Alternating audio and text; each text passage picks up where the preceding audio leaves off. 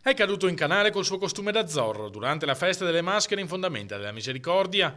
Paralizzata dal terrore, alla madre del bimbo non è rimasto che chiamare disperatamente aiuto, attirando l'attenzione di Mauro Gherardi, 55enne veneziano titolare di un cantiere motonautico. Senza pensarci un attimo, l'uomo si è tolto la giacca e si è fiondato in canale per recuperare il bambino dall'acqua gelida, portandolo in salvo dopo poche bracciate.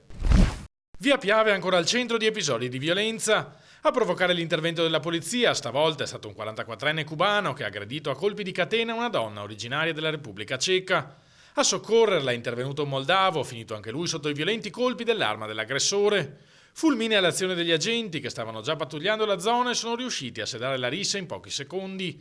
Il cubano è stato denunciato per lesioni aggravate, gli altri due sono stati soccorsi dal SUEM.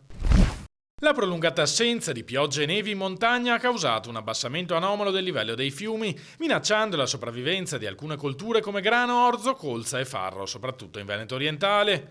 L'allarme arriva dagli agricoltori che temono anche per l'imminente semina di barbabietole, mais e soia. Se non pioverà entro i prossimi giorni, i danni potrebbero essere ingenti.